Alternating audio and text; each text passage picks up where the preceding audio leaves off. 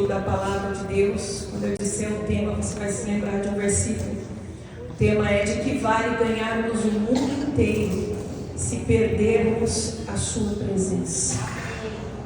Do que vale, meus queridos, ganhar o mundo inteiro, mas perder a presença de Deus? De que vale? Nada. Fala comigo, nada. Não vale nada. Porque a presença de Deus, ela é o bem maior que nós podemos ter. Abra a sua Bíblia comigo em 1 Samuel. Vamos lá, o primeiro livro de Samuel, lá no comecinho dele, capítulo 2. Amém? Capítulo 2, você deve ter se lembrado que eu parafraseei o versículo que diz: de que adianta ao homem ganhar o mundo inteiro e perder sua alma. É uma perda assim incalculável. E aqui a gente pode dizer que até um pouco mais, né? De que adianta ganharmos o mundo inteiro e perdermos a presença de Deus. Sem a presença não tem ganho da alma também. Por isso que eu digo que aqui o prejuízo é incalculável. Amém?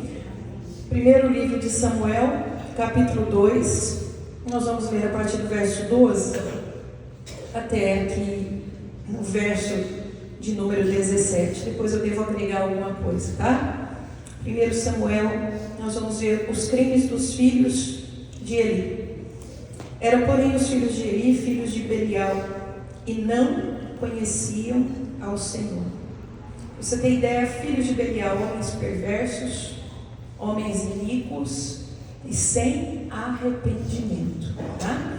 E lê comigo esse finalzinho: e não conheciam ao Senhor. Mas preste atenção, eles eram auxiliares do sacerdócio, eles eram levitas, eles viviam dentro do tabernáculo, eles estavam cotidianamente dentro da igreja. Seria possível não conhecer ao Senhor? A Bíblia está dizendo: não conheciam ao Senhor. Verso 13: porquanto o costume daqueles sacerdotes com o povo era que, oferecendo alguém algum sacrifício, vinha o moço do sacerdote, estando-se cozendo a carne, com um garfo de 3 dentes em sua mão, e dava com ele na caldeira, ou na panela, ou no caldeirão, ou na marmita, e tudo quanto o garfo tirava, o sacerdote tomava para si.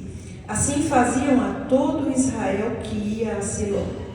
Também antes de queimarem a gordura, vinha o moço do sacerdote e dizia ao homem que sacrificava: dá-me esta carne para assar ao sacerdote, porque não tomará de ti carne cozida, senão crua.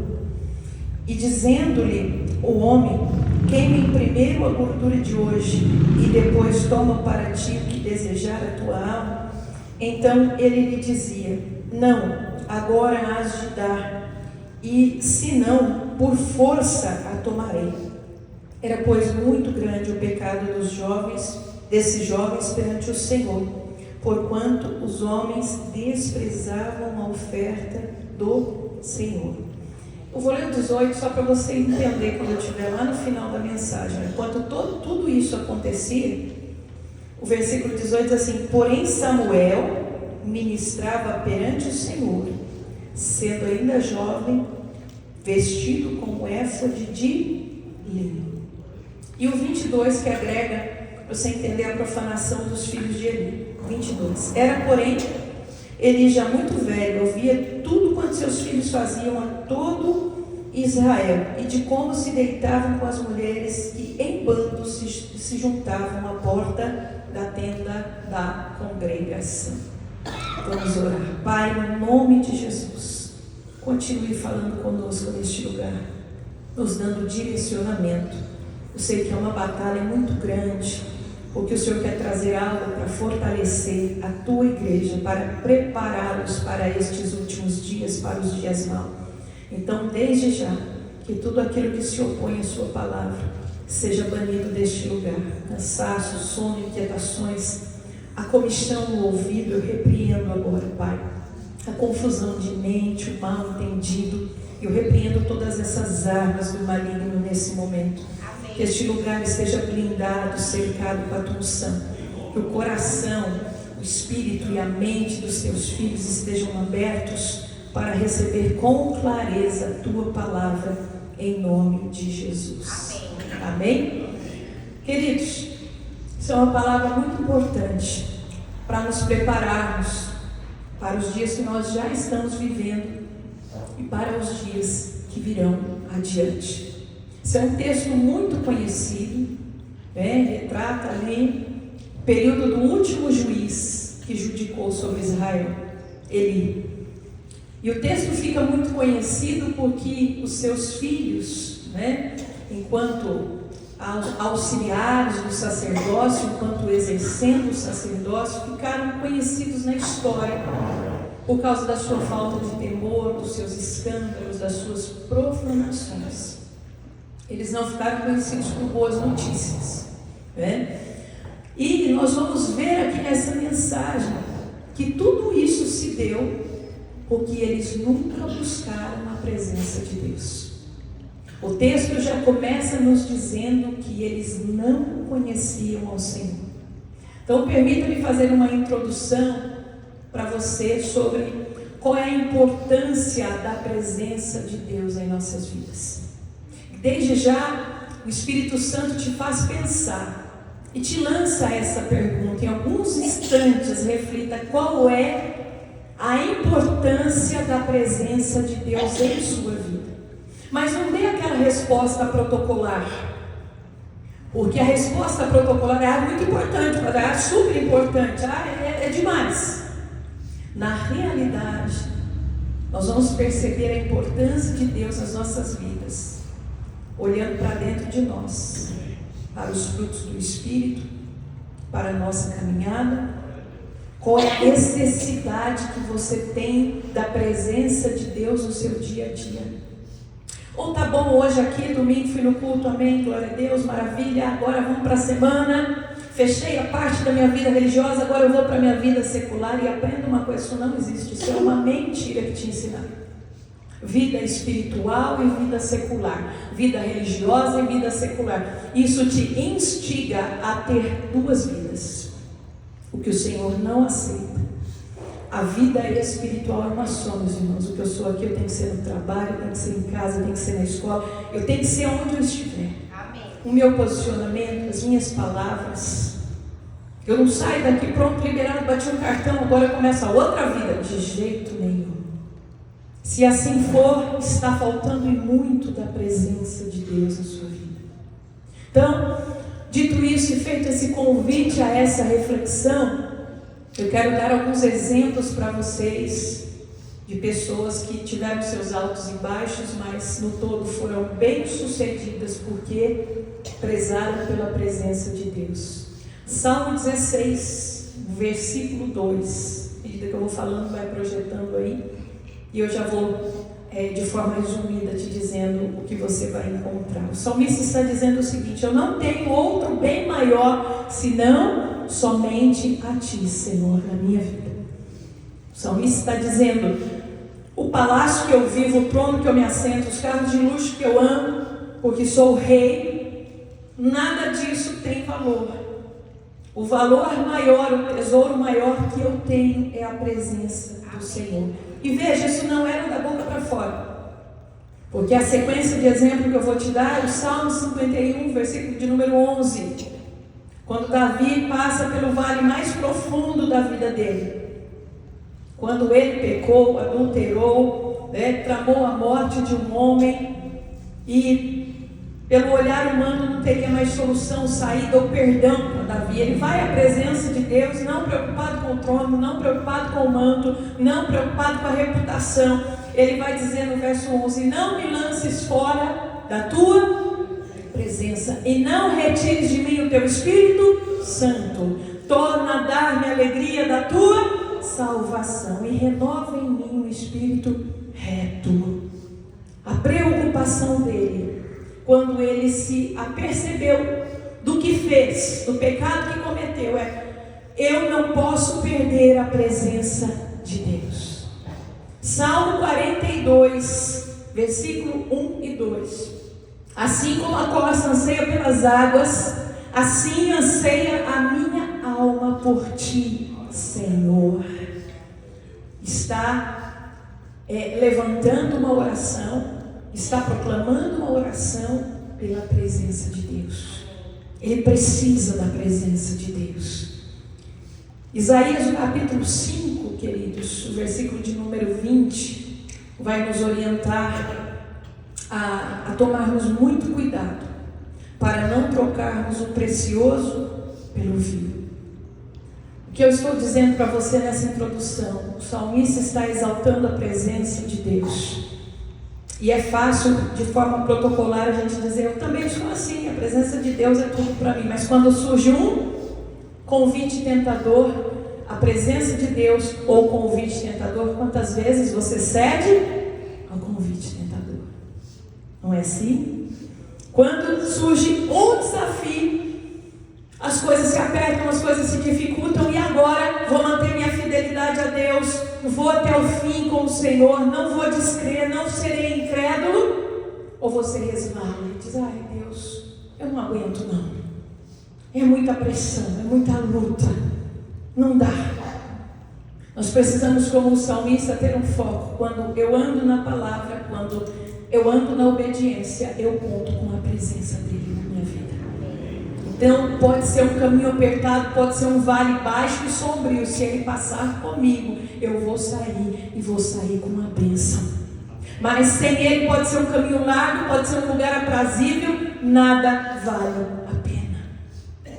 Então nós temos que tomar muito cuidado, queridos, porque essa caminhada da igreja, chamamos moderno, pós-moderno, tirou muito o foco das pessoas de Cristo. O evangelho humanista coloca foco no homem, os meus desejos, os meus compromissos, as minhas vontades, o que eu quero, é da minha maneira, é da minha forma. Deus vai sempre perdoar, a misericórdia é elástica. E assim os filhos de Eli profanaram, os filhos de Eli caíram. Então o Espírito Santo nos chama a prestar atenção nessa noite. Os outros dois exemplos de outras duas pessoas que eu quero te dar, que prezaram pela presença de Deus. Êxodo 33:15, eu cito sempre, porque isso é emblemático e é algo que vivemos nos dias de hoje. Moisés está com o povo para subir para a terra, e aquele povo duro, povo que não quebrantava o coração diante de Deus, murmurava, reclamava, sempre facciosos, sempre fazendo divisões, sempre insatisfeitos. Ficava um tempinho, tudo bem, mas daqui a pouco eles já estavam de novo insatisfeitos, criticando, reclamando. E aí Deus, veja, chega ao ponto de Deus dizer para Moisés, eu não vou no meio desse povo, vou não. Então tome muito cuidado. Hoje isso tem sido muito pregado, e as pessoas às vezes têm deixado o processo de santificação de lado, têm deixado de colocar foco na transformação que o Espírito Santo faz, porque de qualquer jeito, Deus aceita mesmo. Não, Deus não aceita não. Deus disse, eu não vou com esse povo, porque é um povo endurecido, dura cerviz, eles murmuram demais, e se eu for no meio deles, eu vou consumi-los. Aí ele diz assim para Moisés, olha que interessante, ver se você vê alguma semelhança com nossos dias, mas fique tranquilo, a palavra que eu empenhei eu vou cumprir. À frente de vocês vai o anjo da minha presença. O que esse anjo ia fazer? Disse o Senhor, ele vai abater os inimigos, ele vai abrir os caminhos, ele vai fazer todo o milagre que for necessário, e vocês vão entrar na terra. O anjo vai adiante para cumprir o que eu falei, eu não vou com eles, com vocês. O que Moisés disse para o Senhor? Se o Senhor não subir conosco, não nos faça sair deste lugar. Por que eu digo que isso tem um paralelo muito real nos dias de hoje? Imagine se o Senhor disser para você, vou lhe dar o carro, vou lhe dar a casa, vou lhe colocar no topo do mundo, vou te fazer rico, vou prosperar, vou fazer tudo, todas as promessas que você espera, mas eu não estarei com você. Qual seria a sua resposta? Se você conhece a presença, você diria como Moisés, se o Senhor não estiver, não faça nada disso, porque não tem valor. Mas quem nunca teve um encontro real com o Senhor, meus irmãos? Quem ainda está acostumado apenas a uma vida ritualística, religiosa, assim, legal, Deus, ótimo, faz, realiza as suas promessas. Afinal de contas, o evangelho humanista que está sendo pregado nos dias de hoje nada mais é do que isso. E as pessoas estão correndo perdidas para aqui, para colar, para lá e para cá, em busca desse tipo de coisa. Mas correm, irmãos, sem chegar a lugar nenhum, como aquele povo que girou 40 anos no deserto. Sabe por quê? Existe uma máxima de Deus, existe um princípio de Deus, que eu repito quase todo domingo: buscar em primeiro lugar o reino de Deus e a sua. Você já deve decorar. E as demais coisas não será acrescentada. É isso, não há outro caminho. Moisés então diz para o Senhor: se o Senhor não vai conosco, eu não quero a terra, eu não quero abater inimigos, eu não quero as promessas, eu quero a presença do Senhor. Isso é forte, é profundo, mas é verdadeiro. E aí, o discípulo de Moisés, quem era? Fala comigo: Josué. Então, mesmo capítulo 33, um pouquinho acima, verso 11, você vai ver que quando Moisés, ele terminava o serviço do tabernáculo e ele voltava, ele saía, a Bíblia vai dizer que Josué permanecia lá e não se afastava da tenda, que representava o lugar da presença de Deus. Por causa da presença, Josué não queria se afastar daquele lugar. Queridos, quando nós começamos a ter essa comunhão gostosa com a presença de Deus, a famosa Shekinah, que todo mundo fala, né? E às vezes o pessoal faz até algumas argumentações muito pueris, muito infantis, né? Do tipo: Deus não está na igreja, porque Deus habita no céu, e Deus não vai habitar numa casa feita pelas mãos dos homens. Imagine o tamanho da glória de Deus, isso não é possível. Então, falta um pouco de estudo aí. Porque é bem verdade a grandeza, a majestade do Senhor. Ele não está nem no primeiro nem no segundo céu, ele está no terceiro céu. Deus habita na luz inacessível, disse Paulo. Porém, você vai perceber que uma porção da sua glória, ou seja, uma porção da sua presença, Deus se deu ao trabalho de separar para que ela habitasse com os homens. E aí você vai perceber o quanto Deus não quer estar longe da terra, e o quanto Deus preza o congregar dos irmãos, a comunhão do seu povo. Porque quando o seu povo está aqui no deserto habitando em tendas, me permita abrir esse parênteses, Deus fala para Moisés: você vai fazer para mim uma grande tenda. Meu povo habita em tendas, eu vou habitar no tabernáculo. E o Senhor se manifestava naquele tabernáculo no meio do seu povo. Quando o povo entra na terra, daqui a pouquinho você vai ver, Josué estabelece o tabernáculo, ele não vai ficar agora, né, andando. E a presença de Deus ali no deserto, ainda colocando para você, era tão manifesta que de noite aquele povo tinha uma iluminação como que uma coluna de fogo. De dia aquele povo tinha um refrigério como que uma coluna de nuvem. E como é que eles sabiam quando era para andar, quando era para parar? Deus se manifestava sobre o tabernáculo, quando deviam sair nas suas jornadas e quando deviam parar. Deus sempre esteve presente no meio do seu povo. O Senhor não trabalha só mandando Gabriel, só mandando mensagens. Deus está presente no meio do seu povo. Quando eles entram na terra, o tabernáculo não vai ficar agora de tribo em tribo. Aonde vai ficar o tabernáculo? Vai ficar em Siló. Aonde o povo vinha para sacrificar e ofertar? Siló. Aonde os filhos de Eli e o próprio Eli serviam? O tabernáculo em Siló. Os filisteus vão entrar, vão queimar, vão destruir o tabernáculo por causa da profanação dos filhos de Eli. Mas dali um tempo você vai ver Salomão, filho de Davi, construindo um templo ao Senhor. Assim, quando esse templo é destruído, nós vamos ter um segundo templo pelas mãos de Zorobabel. Assim, quando também chega lá no ano 70, depois que o templo foi reformado por Herodes, a outra destruição. Jesus, quando esteve na terra, antes de ser assunto ao céu, vencer a morte e ser assunto ao céu, o que ele disse? O que ele estava deixando na terra? A igreja, e disse: as portas do inferno não prevalecerão. Deus sempre fez o seu povo se congregar. Deus sempre habitou no meio da sua igreja. Não deixe ninguém te enganar em relação a isso. Veja só, voltando para cá, fechando parênteses e voltando para cá. esses exemplos que eu citei para você, findando com Moisés e Josué, homens que prezavam pela presença de Deus. Em contrapartida, a ausência do novo nascimento. O que é o novo nascimento? É aquele impacto que você tem com a presença de Deus. Entenda uma coisa, igreja, é isso que transforma a nossa vida. E algumas pessoas ficam confusas, porque elas dizem assim: mas eu desci as águas e não me levantei e nada mudou. Então, faltou uma pequena orientação. Você precisa buscar este encontro, este impacto. Nós precisamos nascer da água para poder entrar no reino, sim.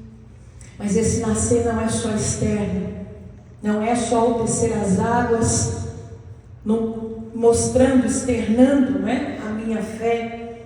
Isso não vai ter um efeito apenas aqui no meu exterior. Ao contrário, o efeito primeiro é dentro. A mudança vem de dentro para fora. E não é aquela mudança: agora eu me batizei, eu não posso fazer, agora eu me batizei. Não é nada disso. É o encontro que Paulo teve na estrada de Damasco.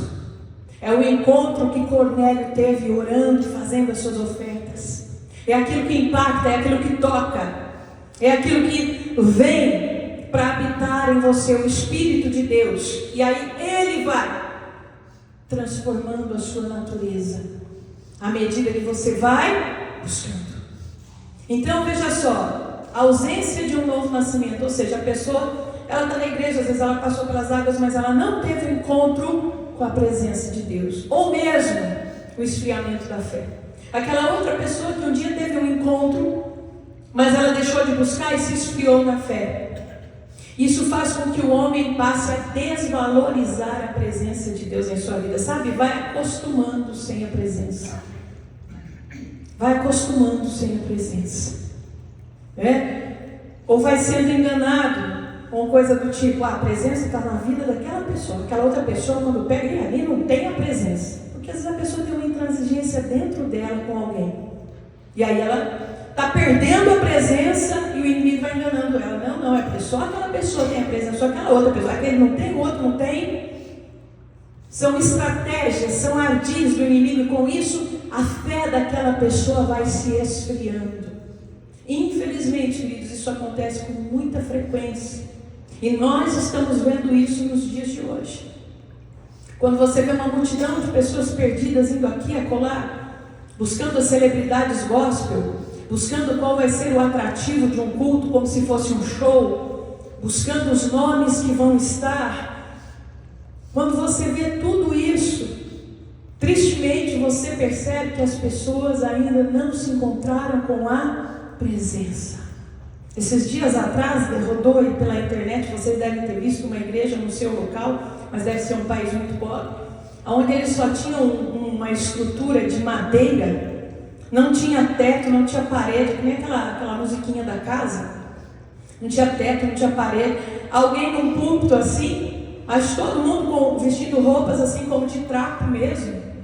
Chovendo na cabeça deles e a pessoa pregava e pessoas de joelho. Quem viu esse vídeo? Quem viu esse vídeo? Não tinha telão, não tinha microfone, não tinha bom som, não tinha uma estrutura bonita. Mas aquele povo está ali porque eles estão buscando o quê? A presença.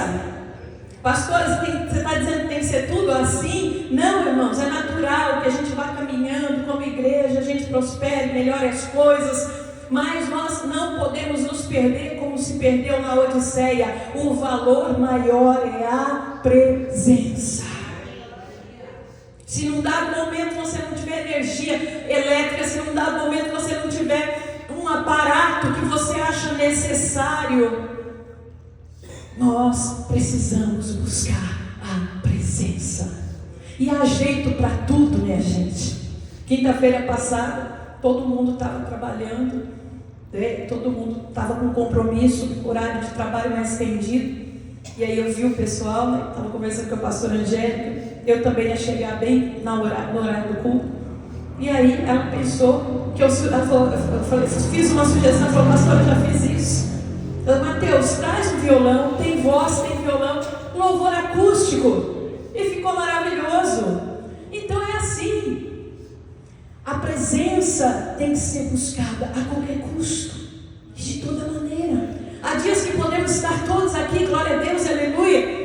Mas se em algum momento faltar alguém, faltar um aparato, um equipamento, a presença precisa ser buscada e a presença se manifestará.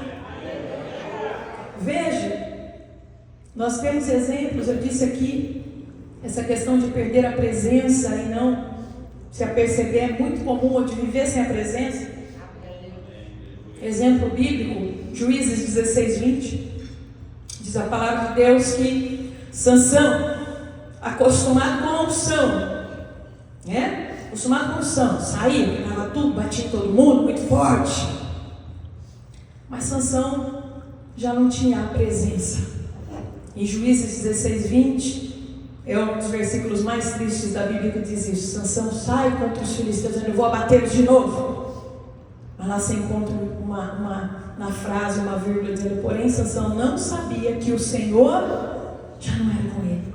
E olha que coisa interessante, ele nem percebeu. E aqui é um outro ponto que o Senhor nos convida à reflexão. Você consegue perceber quando Deus está, quando Ele não está? Sabem por quê, irmãos? O Espírito Santo, isso é uma coisa interessante. O Espírito Santo, quando ele chega, quando ele entra, ele faz barulho. Barulho. Uma pessoa que é batizada no Espírito Santo, o que acontece? Ela fala em línguas, ela treme, ela chora, ela chama o Senhor e fala: o que está acontecendo com aquela pessoa? Ela está sendo batizada. Mas quando ele sai, é em silêncio. Ninguém percebe. Ao contrário, os demônios, quando entram quietinhos, sorrateiros para não serem vistos. Permanece assim no máximo do tempo. Só se não tiver jeito mesmo, para ele precisar sair, ele vai fazer barulho. Mas o Espírito Santo não. Ele faz barulho quando chega, mas ele, quando sai em silêncio. Por isso, nós, na nossa vida pessoal, precisamos observar isso, nos preocupar com isso. Como igreja, nós precisamos observar isso. O maior tesouro de um ser humano é a presença de Deus. O maior tesouro de uma igreja é a presença de Deus, meus irmãos. Sansão já estava tão acostumado a não sentir a presença de Deus, que Deus não era com ele, mas ele foi lá para a guerra, foi envergonhado, foi abatido. Enfim, isso é um ponto para a gente pensar. Sabe por que quando a gente está ministrando aqui, a gente fala assim: desfruta da presença, levante a mão, dê glória a Deus, aleluia. Busque a presença, porque ela é importante.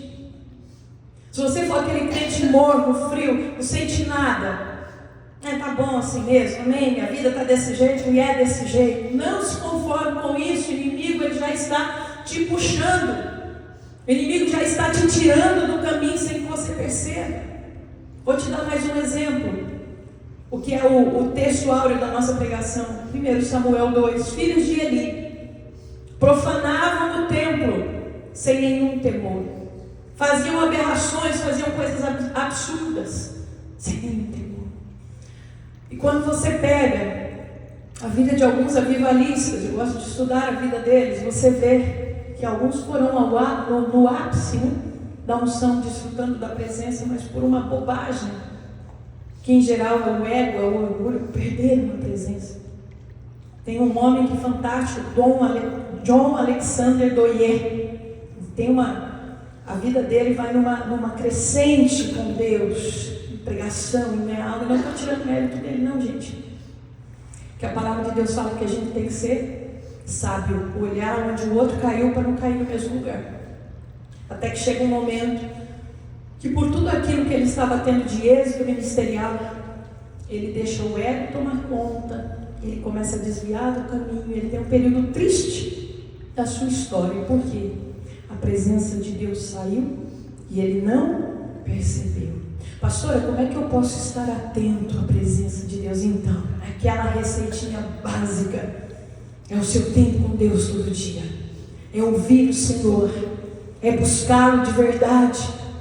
E às vezes a gente fala assim: não, mas eu estou 24 horas na presença de Deus, eu estou no carro dirigindo, eu estou falando com Deus, eu estou lavando a louça, eu estou falando com Deus. Glória a Deus, isso é muito bom. Agora deixa eu dizer uma coisa para você. Pense numa pessoa que você ama e que você quer a atenção dela.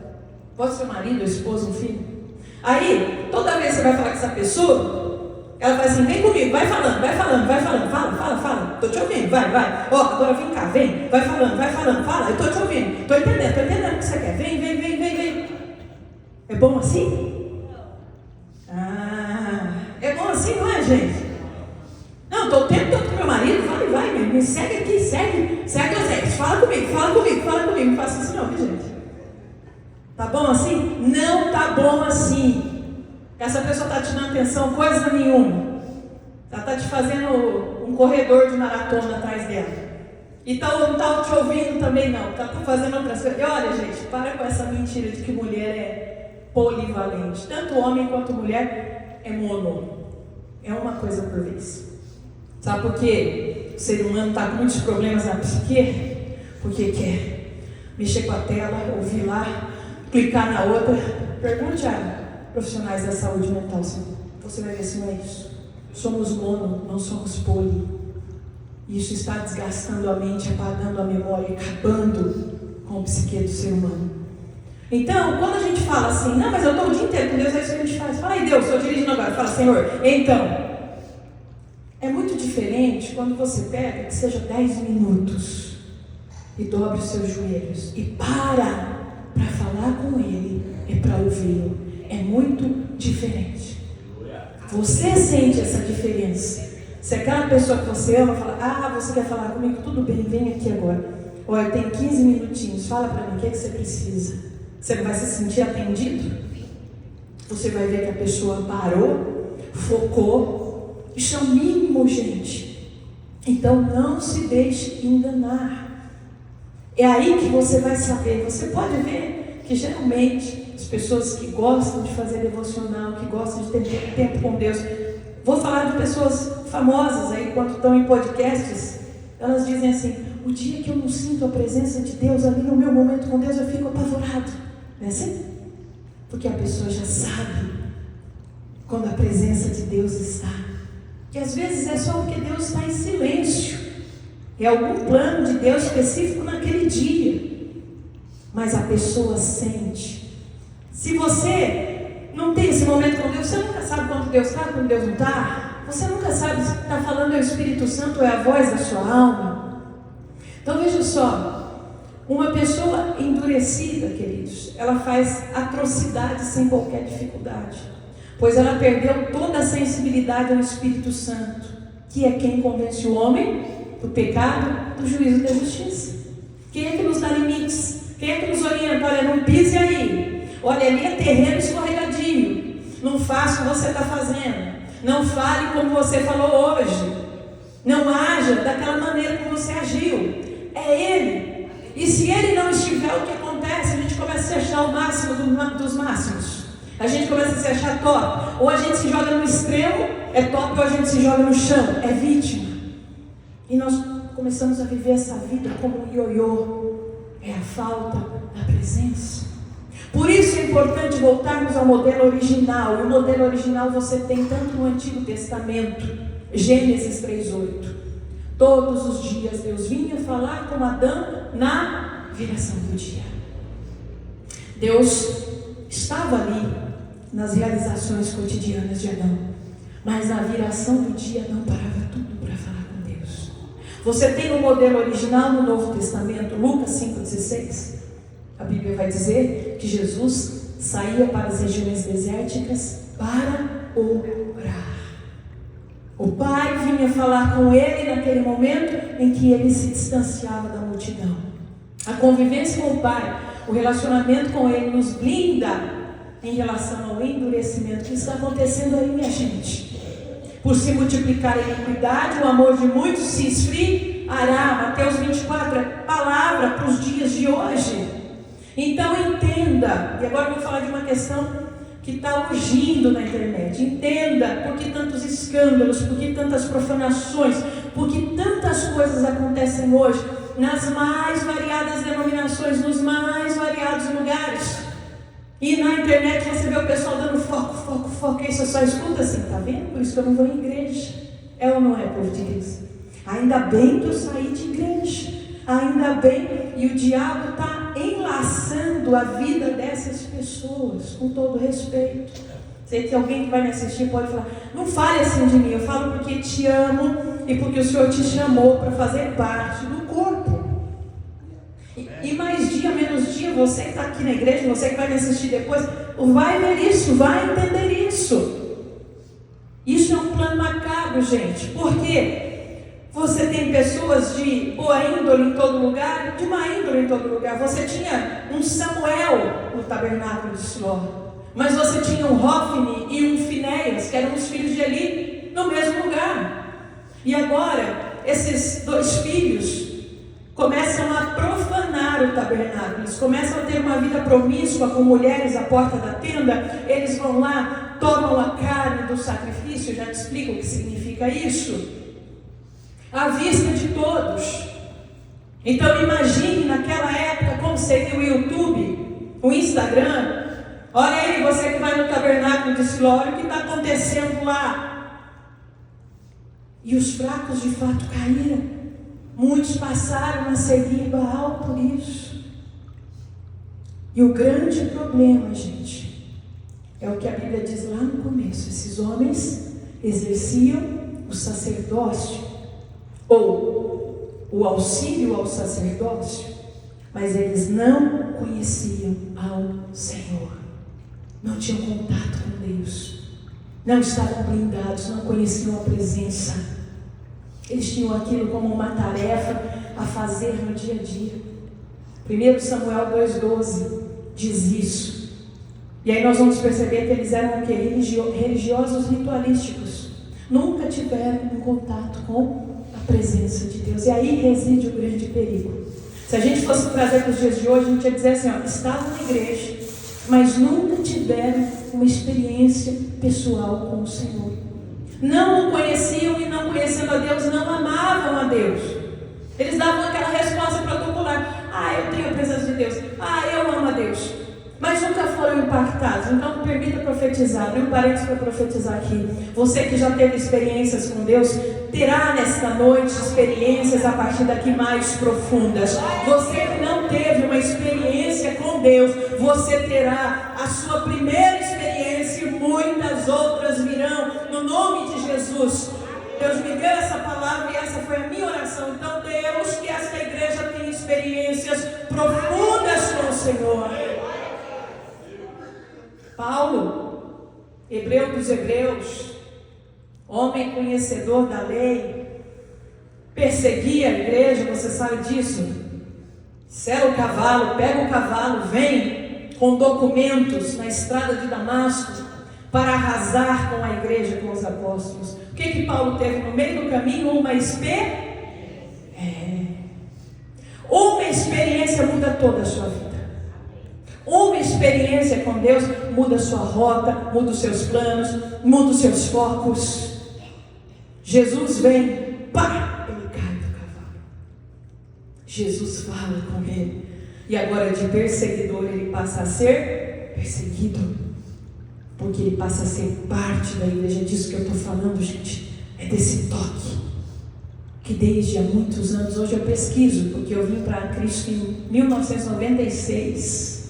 Não é século passado ainda, né? Mas está ali, né? Tá pertinho. Eu vim para Cristo nessa década, e ali já tinha uma onda das pregações motivacionais. E veja como quando a gente busca, Deus faz. Eu só ouvi esse tipo de pregação em todos os lugares, só tinha isso. Mas à medida que eu comecei a me lançar na Bíblia, que eu comecei a estudar bons livros, eu comecei a ver que o Evangelho raiz era muito mais profundo. E então o Espírito Santo começou a me treinar e me discipular. Então veja, algo que eu nem havia pegado, mas que Deus trouxe para mim, mostrando: filha, esse é o caminho. O motivacional, ele tem o seu espaço, daqui a pouco eu falo. Mas não é só isso. O problema é que hoje o mundo gospel é isso. E as pessoas, com raras exceções, claro, e as pessoas ficam na superficialidade. E ficando na superficialidade, elas não são preparadas. Veja uma coisa, gente. perigo, né, de não se ter uma experiência pessoal. Às vezes você pode estar tão perto, mas não chegou ao foco. Vou te dar um exemplo do discípulo Filipe. Evangelho de João, capítulo 21, e o verso de número 15. Você vai ver, ou melhor, antes do Filipe, na verdade, João 21, 15. Nós vamos ver, aqui é um parênteses que eu coloquei para te ensinar uma sacada para ter uma intimidade maior com Deus. Quem quer essa sacada? Eu já estava lendo isso, opa, peraí, né? Existem gradações de amor por Jesus, sabia disso? Existem intensidades de amor por Jesus. E aqui, antes do Filipe, eu quero te falar desse parênteses.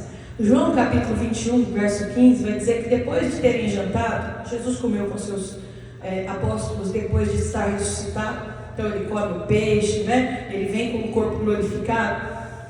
Disse Jesus a Simão Pedro: Simão, filho de Jonas, tu me amas? Ainda não no 15, tá? O 15 eu já falo para você. E Pedro disse, né? Como ele falou lá atrás: contigo eu vou até a cruz, né? Eu vou até a morte. Eu amo o Senhor. Aí Jesus fala de novo: Pedro, tu me amas? Eu amo o Senhor. Mas olha a terceira vez. Olha, na maioria das traduções, a pergunta a terceira vez se repete assim também: Pedro, tu me amas? Mas na tradução Almeida, revista e corrigida, tem um detalhe que faz toda a diferença. A terceira vez, Jesus pergunta assim: tu me amas mais do que estes? Olha o que Jesus está falando. Qual é a intensidade do seu amor por mim? Qual é a intensidade do seu amor pela minha presença? Aí você vai falar assim: puxa, Pedro teve um ministério fantástico, pastor. Pedro fez a primeira pregação, 3.000 almas desceram as águas do batismo. Pedro teve um ministério maravilhoso. E até na hora de morrer, o que ele diz? Eu não sou digno de morrer como meu mestre. Por que será? Porque ele foi preparado, meus irmãos. Porque ele amava a presença de Deus. Às vezes nós vemos Deus fazendo coisas na vida do nosso irmão do lado. Puxa, mas Deus gosta mais dele. Puxa, mas Deus privilegia ele. Mas Deus prefere ele. Não. É a intensidade do amor. Você fala: Jesus, eu quero te conhecer bastante. Jesus, eu quero te conhecer mais do que os outros. Aí ele fala: você me ama mais do que os outros? Você preza a minha presença mais do que os outros? Então busque a cada dia aumentar o seu nível de amor por Jesus. Como é que eu faço isso, pastora? Através da palavra, através do congregar, do estar entre os irmãos, através da oração. A sua paixão, o seu amor vai aumentando por Jesus. E um outro detalhe: repare que Moisés, essa semana eu aprendi isso, achei muito interessante. Quando Moisés ele está começando, ele ainda não conhece a presença de Deus. Ele está lá na sarça, Êxodo capítulo 13, verso 14. Aí a sarça está ardendo, mas não se consome. Ele fala: o que é isso? O que está acontecendo? Olha o que o Senhor fala para ele: eu sou o Senhor, o Deus de teus pais. Agora você anda. Êxodo 20. Muita coisa aconteceu. Muita experiência aconteceu. Moisés está no monte para receber os mandamentos. Aí o Senhor vem e fala para ele: eu sou o Senhor, o teu Deus. Olha como mudou. Uma coisa é você estar na igreja por causa do Deus dos seus pais, por causa do Deus do amigo que te convidou, por causa do Deus do irmão, por causa do Deus do parente, por causa do Deus da pastora, por causa do Deus do diácono, por causa do Deus que faz as coisas na vida da minha mãe ou do meu pai. Isso é uma coisa. Você está olhando esse Deus de longe. Outra coisa é quando o Senhor já te deu experiência. E lá no meio da fornalha ele fala: confia, meu filho, porque eu sou o Senhor, o teu Deus. Aquele que abriu as portas do Egito, aquele que fendeu o mar, aquele que trouxe maná, aquele que deu água da rocha. Eu sou o Senhor, aquele com quem você tem experiências. Glória a Deus. É momento, irmãos, de nós escalarmos essa montanha da fé. É o momento de você ter essa sede no seu coração. Eu quero ter experiência com Deus. Eu não quero que minha fé se baseie no Deus da Maria, no Deus do João, no Deus daquele ministrante. Eu quero que minha fé se baseie no meu Deus, aquele com quem eu tenho experiência. E detalhe, Moisés é uma pessoa antes e outra pessoa depois. Então, aqui vale aquela máxima: filho de crente não é crentinho, filho de pastor não é pastorzinho. E assim é, neto de crente não é crentinho. Cada pessoa precisa ter a sua experiência com Deus. Esse problema é recorrente na humanidade, de não conhecer a presença. Agora sim o Filipe. Agora é João também, Evangelho de João, mas capítulo 14, verso 8. Filipe anda 3 anos com Jesus e agora ele fala assim: por favor, Jesus, mostra-nos o Pai. Jesus fala: Filipe, eu estou há tanto tempo com você e você não percebeu? A segunda pessoa, Jesus, é a expressão física da primeira pessoa, o Pai.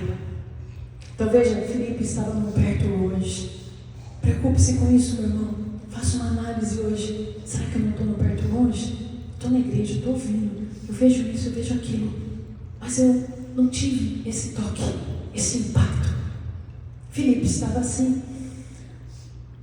É o momento de você avaliar como é que está a sua vida com Deus. Esse encontro pessoal com o Senhor, Ele nos faz conhecer o maior bem que existe, que nós podemos possuir, queridos. A saber que bem é esse, a presença de Deus. Diga assim: a presença de Deus é o meu bem maior. Agora nós vamos avançar.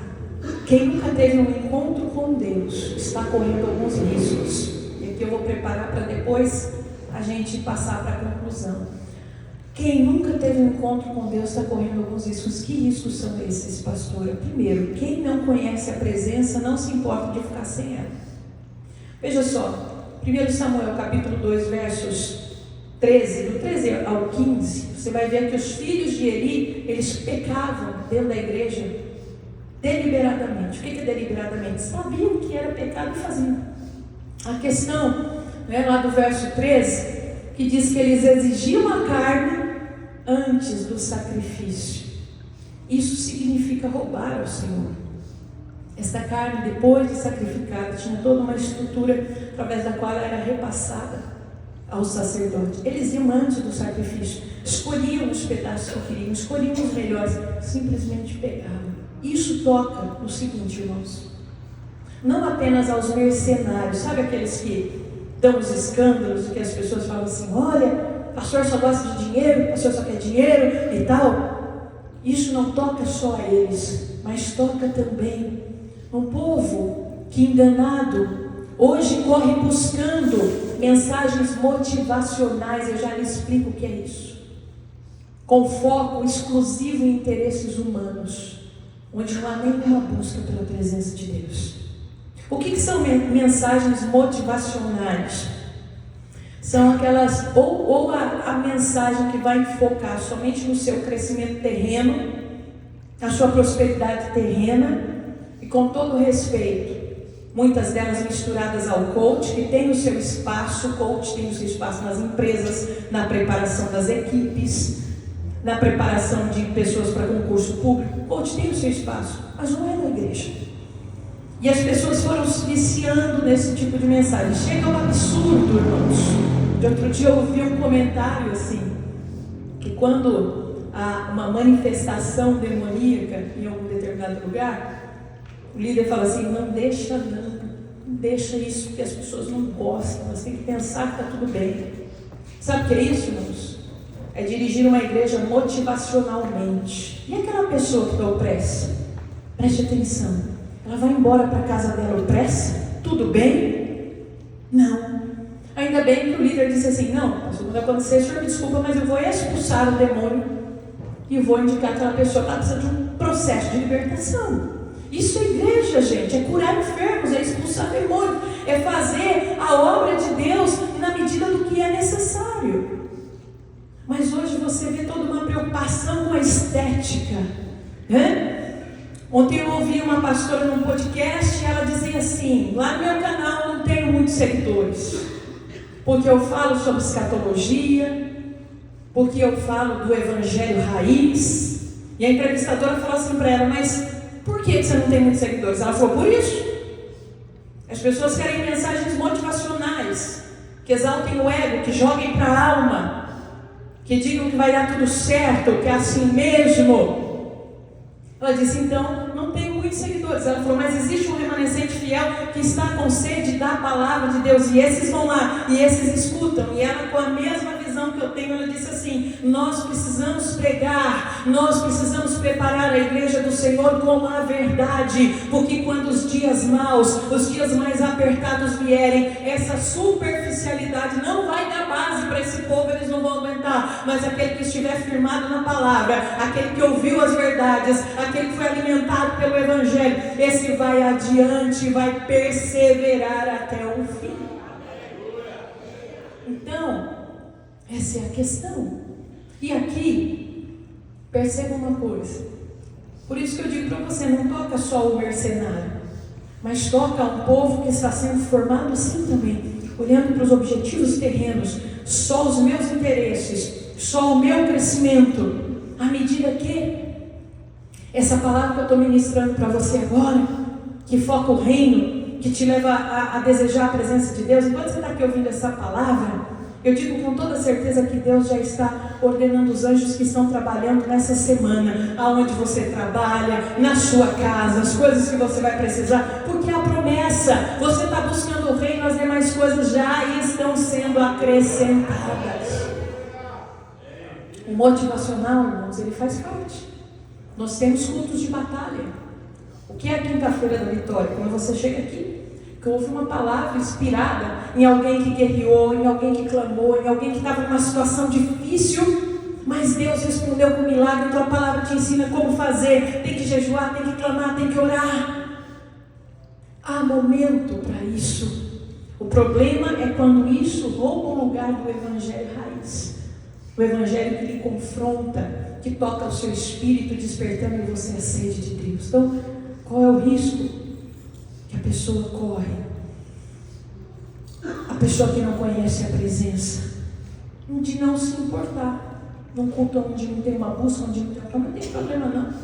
Às vezes a pessoa até se incomoda. Ai, vamos logo, hein? Vai, vamos, bora rápido, vamos embora. Não é? Até se incomoda quando se busca muito a presença. Segundo ponto, quem não conhece a presença tem foco só no material, porque não conhece o espiritual. O que os filhos de Eli falaram para os moços? Vai lá buscar carne para nós.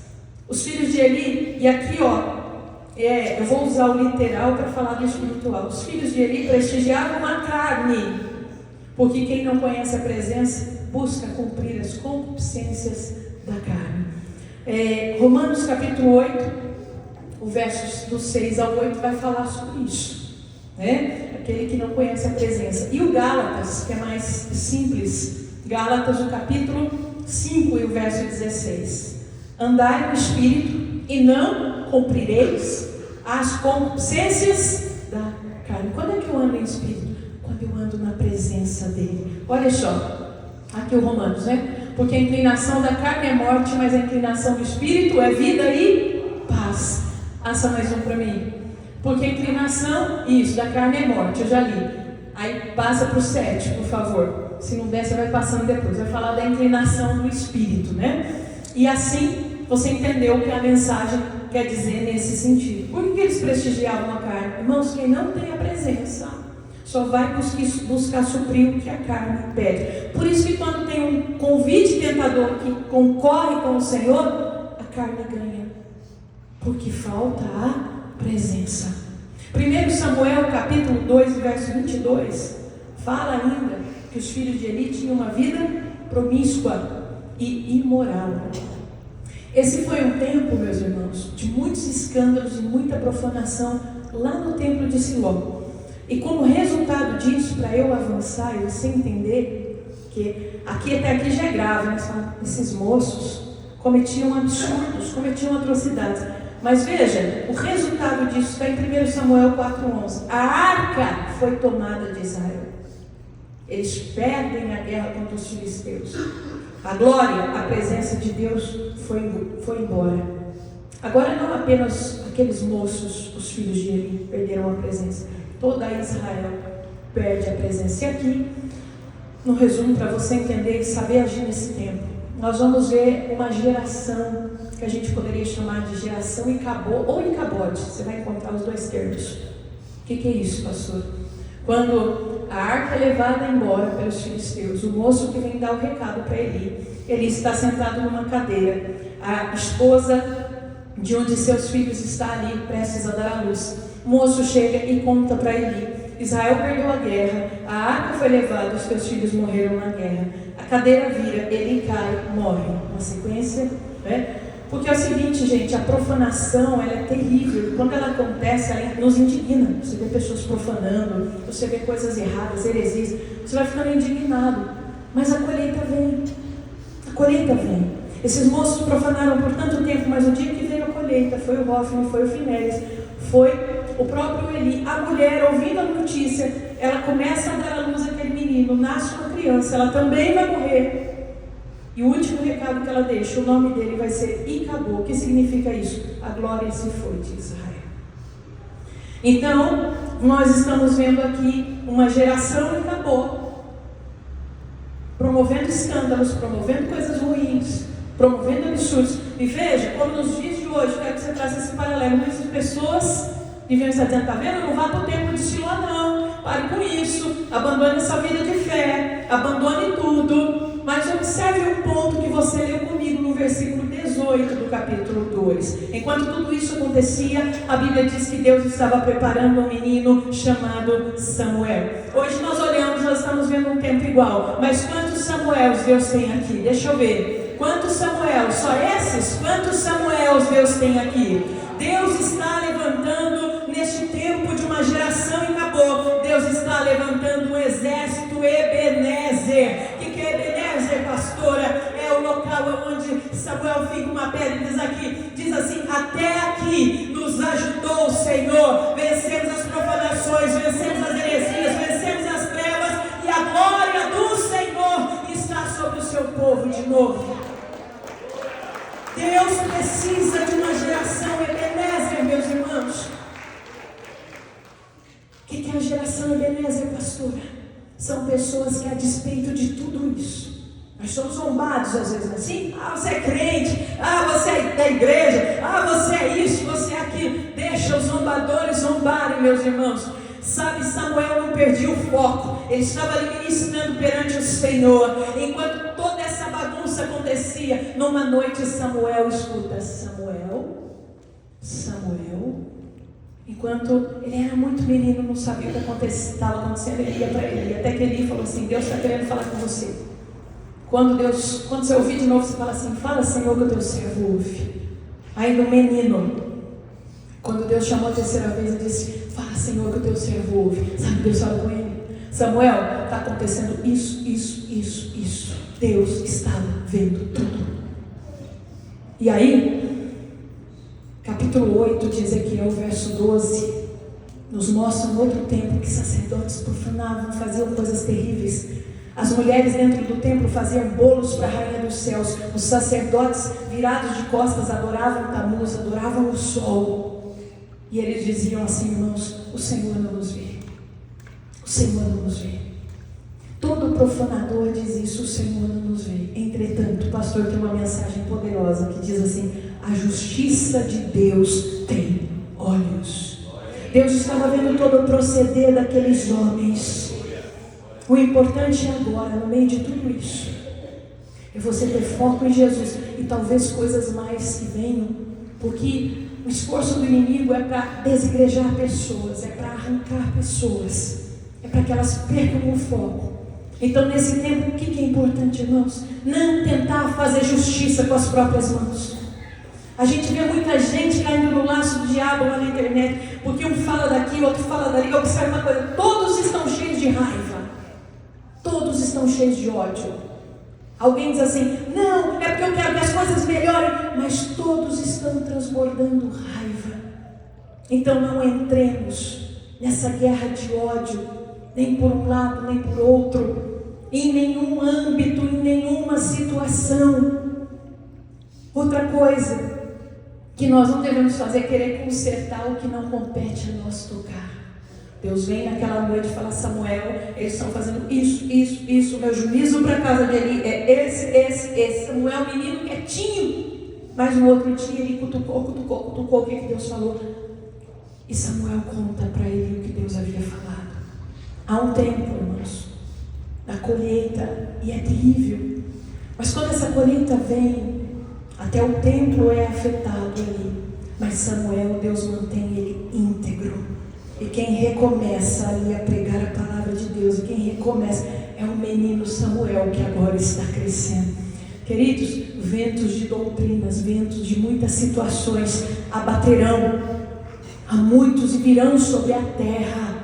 Mas aquele que estiver firmado na palavra de Deus não cai para a direita nem para a esquerda. Os Samuéis de Deus ficarão incólumes, íntegros, pregando o evangelho, anunciando as verdades, curando os enfermos. Por isso eu perguntei para vocês: Deus precisa de um exército de Samuéis aqui. As pessoas estão dizendo assim: a geração Icabode. Olha quanto escândalo, olha quantas coisas acontecendo. Mas daqui a pouco as pessoas vão ter que comentar sobre a geração Ebenezer, que se levanta com o rosto em terra, com arrependimento, com quebrantamento, clamando e buscando ao Senhor. E eu quero profetizar que daqui a pouco eles vão ter que anunciar: ó, tem um ponto de avivamento ali, ó, tem um outro povo avivado acolá, ó, tem um outro ponto ali, e tem outro ponto lá. Sabe por quê? Tem mais de 7.000 joelhos que não se dobram a Baal. E Deus vai usar. Deus vai usar. 1 Samuel 2, 18-26, para eu concluir. Em meio à geração Icabode, o Senhor usava Samuel para ministrar ao povo que buscava pelo Senhor. Veja, são dois remanescentes. Havia muitos sacerdotes perdidos, mas Samuel era um remanescente para ser usado por Deus. Havia um povo que já estava perdido porque seguiu aqueles sacerdotes, mas havia uma pequena massa de pessoas que não se conformavam com aquilo e que estavam buscando o Senhor. O que Deus fez? Ele juntou os dois remanescentes. Ele começou tudo de novo. As suas gerações se multiplicaram, a graça continuou sendo derramada, e nós estamos aqui hoje porque nada impediu a obra de Deus de continuar. Em meio a todos aqueles escândalos e profanações, Samuel estava buscando ao Senhor com oração, jejum, clamor, e o Senhor estava falando com ele. Igreja, eu concluo aqui. Pessoal do louvor pode vir, mas você continua prestando atenção para entender a conclusão. É tempo do que, pastora? É tempo de buscarmos ao Senhor de todo o nosso coração. Em meio a tudo que está acontecendo, irmãos, deixa eu profetizar. Quem recebe a profecia, levanta a mão. Deus levanta o exército Ebenezer, que vai caminhar em santificação e unidade. Olhe para a pastora, última coisa que eu quero te explicar. Você que vê tudo isso e fica assustado, é a palavra de Deus. Apocalipse, o capítulo 22. O versículo 11 vai dizer assim, ó, fala comigo: quem é limpo, limpe-se mais. Quem é sujo, suje-se mais. Irmãos, é só escolhermos. Existe muita sujeira, existe muita coisa ruim. Não deixa essas coisas ruins te atraírem. Não, porque existe muita coisa boa, muita coisa limpa, muita coisa santa. Vem para o lado dessas coisas. Filipenses 4:8, tudo que for bom, tudo que for puro, tudo que for honesto, em tudo o que houver louvor, nisso pensar. Deus está te chamando nessa noite. E querendo Deus, eu aqui tenho programado, meus amados, uma conferência. Nós fizemos no ano que passou, conferência de santificação e vida no Espírito. Se Deus nos der graça, nós vamos fazer em setembro, e eu falo daqui a pouco mais para você sobre isso. Já é um passo que nós vamos dar nesse sentido. E talvez em novembro venha uma conferência de libertação.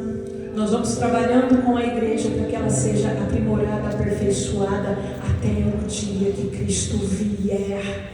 E nada vai nos derrubar, nenhuma má notícia, nenhum escândalo, porque os nossos olhos estão fitos no Senhor Jesus. E com Ele nós vamos até o fim. Amém? Fala comigo assim: aquele que perseverar até o fim será salvo. Aquele que perseverar até o fim será salvo. Deus abençoe quem nos acompanhou até aqui, vai nos assistir depois. Que Deus te fortaleça e te dê graça. Nós